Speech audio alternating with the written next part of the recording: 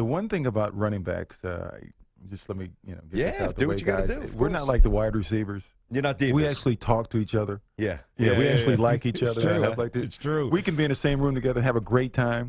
The wide receivers, oh my God, They're all about themselves, all individuals. Absolutely. No, they got to be competitive all the time. Yeah, I mean, we're hell, not- if I we're can not be, like that. I played against Emmitt Smith, and he was a cowboy, and he's Right. still my boy. Yeah, So that'll tell you all you need to know. absolutely. There you go. So the thing about that, we're getting to tonight's matchup, obviously, Week 14. Both teams you played for, both teams really good. Got to get your thoughts on the game. But the thing about the trophy generation, I'm not sure how much you work with kids in terms of, I know you do a lot of things in the community, but specific to athletes, how much has the young athlete changed? Maybe not even from your day, but maybe even as recently as 10, 15 years ago, if anything. What do you see, Marcus? Wow, guys, when you think about what has transpired over the years with recruiting, with the press conferences, it's you can see why kids think they've arrived, right? They can come in cocky and stuff. We've been patting them on their back forever. I'm glad I didn't come up in that era. I felt like I had to fight tooth and nail for everything that I got, and I put in the work. Today, it's a little bit different. All you have to do is participate, and you're told by giving a trophy that you're great. You may not be great, but you believe you are. And How do we fix I that? think How do we fix that? How do we reset that? Can we? Well, yeah, I think you can. I think obviously it starts, by taking trophies away and and giving trophies to those who earn it. Yeah. And what I learned is that I wasn't as good, and so I had to work harder in order to get better. Somebody else won the award that I wanted. I didn't complain about it. I just had to go back and work harder. And I learned. You learn from defeat. I think they're necessary. I call them necessary evils in life. You got to fall down, and in order to pick yourself up and understand that you don't have to stay down. I mean that those things are necessary in order for us to grow and develop as human beings. You can't just be told that you're great all the time and then actually get out into real life when you actually have a job to do and you're not good at it. And for the first time, somebody tells you you're not good and you don't know how to handle it. You have to prepare yourself for that at an early age and say, okay, that's I got that information. It's not really a statement of me. It's a statement about that I don't have all information. I can get better at what this person wants me to do, and I can do it. Yeah. And it's not Marcus, go ahead, T. Go ahead, pal. No, I was going to say, Marcus, we've had this conversation because you did a Thusio Executive Club event for us. It was unbelievable. But listening to what you just said, when you were with the Raiders, and a lot of people may have forgotten this or just don't know the history of you with the Raiders, you were marginalized in a major way by Al, whoever was behind it. No, it was Al. It was mostly Al. It was Al. Yeah, but it had to be executed. It's by somebody else. So it came from top, but it trickled down to a lot of people. And in some ways, even though you were unbelievable, that was like abject failure. You know what I mean? And then you reset yourself and you go to Kansas City and kind of get a restart. But talk about that transition out of where you loved. I mean, and I'm sure you still identify with Raiders before Kansas City. Correct me if I'm wrong. Well, let me back up one second. Abject failure would have been if I believed what they said. If I bought into what they said, despite the fact that I wasn't able to play, I knew I could, and I knew eventually that I would have the opportunity to do so. So I never believed that, but moving forward, when I had the opportunity to go to Kansas City, all I wanted to do was play, and they gave me the opportunity to do that because once I knew I got on the field that what I could do would speak for itself. And that being said, people have always asked me about revenge and stuff like that, and it was like never had revenge. It actually was the weirdest thing playing against the Raiders because I don't know how you are with your brother. Yeah. You love your brother, right? And some of these guys were my brother, and I have real brothers. I would beat them, but I never wanted to embarrass them. I never wanted to. In football, you can play basketball against a guy and score some points against him, but the physicality is different when you're actually trying to, exact some pain onto somebody, right? And so that sport is different. So I mean, I really didn't want to hit my friends. I really didn't want to hit my brothers. Do you understand? While I was playing against them. So that was weird. It was really weird. I mean, I wanted to play hard as possible, and I wanted to win, but at the same time, I really didn't want to. That's interesting. It's a well, what happens if you care about people? That's the dilemma that you internally have to deal with, because I bled with those guys. Yep. I cared about them. I mentored some of them. You know what I mean? And now I'm playing against them, and I don't want to, even though we were 9-1 against them, I didn't want to, I really didn't want it to happen. We played 10 times. We won 9. I had, the 3,267 yards, and I averaged 5.3 yards a pop with 9 touchdowns. So, but hey, I don't want to stick it to them. I know, but that's the truth, though. Yeah. And it's a weird thing. I mean, you and your brother are always in the same team, right? And so that's not the case. I mean, it's like. When they were growing up, they played it. Absolutely. Marcus Allen in studio. Tiki is in L.A. Tiki and Tierney, CBS Sports Radio. So if there's a second or two pause, it's obviously, just making sure that we all don't step on it. It's all good. I don't know, and not to belabor this, because it is a part of your history, but unfortunately it kind of gets thrown to the front by some. And I think for some who are younger, who don't realize how great you were, and all they need to do is just do a little history lesson on Google. They'll quickly find out. Did you ever resolve it with Al Davis at all? Before he passed away, was there ever a moment of clarity at all? No. There was never a conversation, never really an understanding. But gotcha. I really put that all behind me. No, I got you. Mark Davis asked me to come light the torch for Al. Mark and I have always been friends. He's got to get a new haircut. That haircut's ridiculous, man. Matter of fact, his mom invited me there as well. Oh, so, wow. Yeah. Wow. So I have a great relationship with them. They sort of just said that was Al, and there were two egos going at it. That's how they leave it, and they didn't feel that way. So they have a great relationship now. I didn't know that. And That's hopefully, cool. I talk to Mark quite often. Did not know that.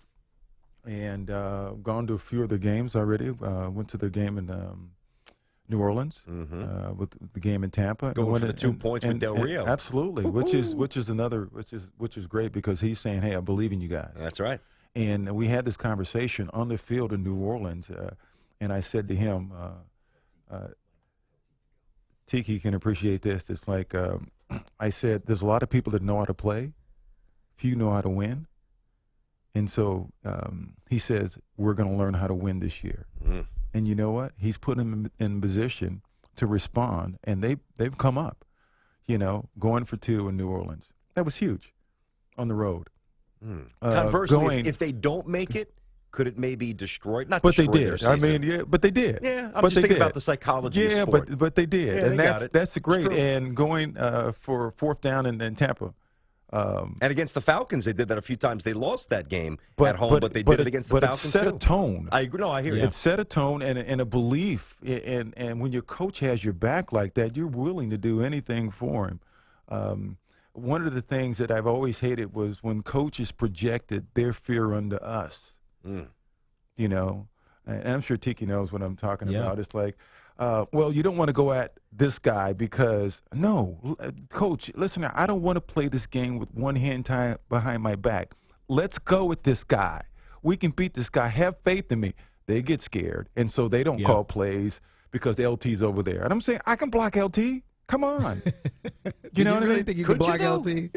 Oh, wait a second. I love LT, but I told him, and there's a video out there on one play. I made him miss twice on one play. Okay? Absolutely. Nice. But you didn't have the ball in your hand trying to throw it, downfield. That's where he excelled at. Marcus, you knew I grew up a Redskins fan, and so Super Bowl 18 no, I didn't. Like, that's right. You're from Virginia. I say that's right. It was crushing. But for those who have never seen the greatest run in Super Bowl history, go watch Marcus's jaunt down the middle of the field against my Redskins defense. Can I say something? Go ahead. You're going to have to get over that, man. It's been a long time now, okay? No. The reason I say it is because that was when I really started appreciating you. And I love you as a player. And getting to know you, I love you as a person too. And you created an instance in Raider history back then that I think lasts and lives. Since then, though, it's been bad. Other than 2002 when they went to the championship and my brother's team bludgeoned them, it's been hard. But the Raiders are back now. You know what I mean? They're back. And Tiki, I think the league is better when the Raiders are at the top. And with Dallas being good when again, the when the upper Cowboys echelon, and the Raiders yes, are good, that's good. It makes the league better. I mean, because Raider Nation is huge. They have such a huge following. I mean, they're great.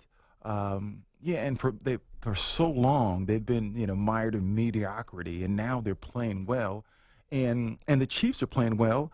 It's either the Chiefs have been great and the Raiders have been down, or the Raiders have been great and the Chiefs have been down. But now both of them are playing well, and to me, it only makes the league better, and it heightens the excitement for tonight's game, which is a playoff game. It's a big one. It is. The implications are so far-reaching. Obviously, the Pats are in the mix, but and the Broncos to a lesser extent. But the overall top seed in the AFC. The fact the Patriots lost Gronk is a huge. Oh, I'm with you. But I've also said for the last couple of days, Marcus, I think, and I told you this before we got on the air, I think the Raiders get smashed tonight. Let me tell you what, it's going to be interesting to see how they respond to their first, adversity. So far, they've been excellent, at least offensively. They've responded. My biggest concern has been defense. They've on the back end, they've given up a lot of big plays, and that is what I'm a little nervous about. But I think they'll be ready to play. I'm looking forward to a great game. Is it your opinion, Tiki, and by all means, I want you to weigh in if you disagree with either me or Marcus on this. And we're talking to Marcus Allen, great Hall of Famer in studio here on Tiki and Tierney. It's my opinion, the 5 or 6 best teams in the NFL, each team has a flaw that is substantial or significant enough where it could morph into eventually being fatal. And I preface that just to say this. The fatal flaw potentially for the Raiders, as you know, is that third level. Clearly, no doubt.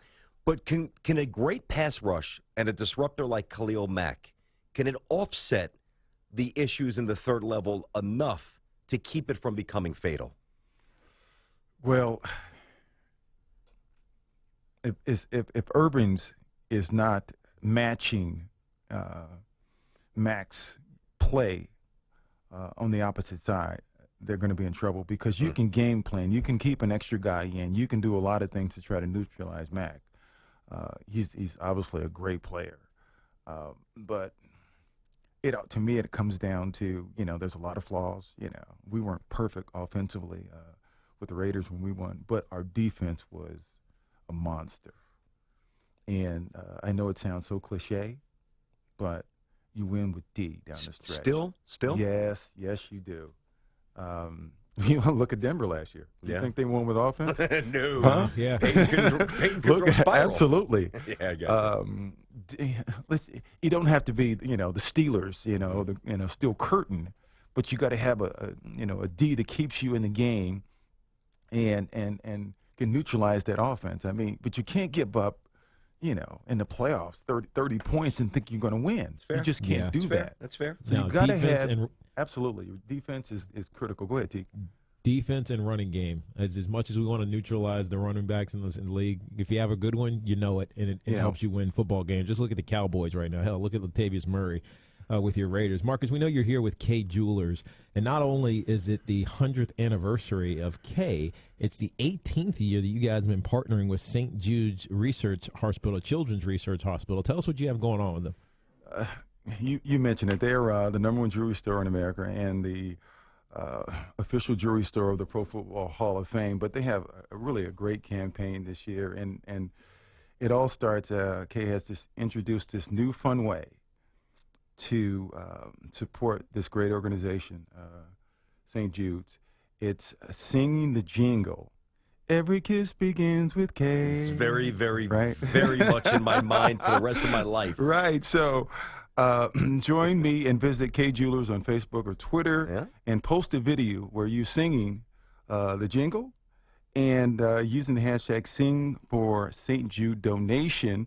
For every video posted, they'll donate $100 up to $50,000. Oh, that's awesome. Now, guys, everybody that I've talked to this morning has sang the song with me. And so I'd like for you guys to join me, right? And why not? Also, I got no guys, shame. Tiki, you Get must these clowns in the back. You Get must Bilotti and Sandler make on the sure air. that you sing one and post it, because obviously there's a lot of people that are participating in this. And think about this, guys.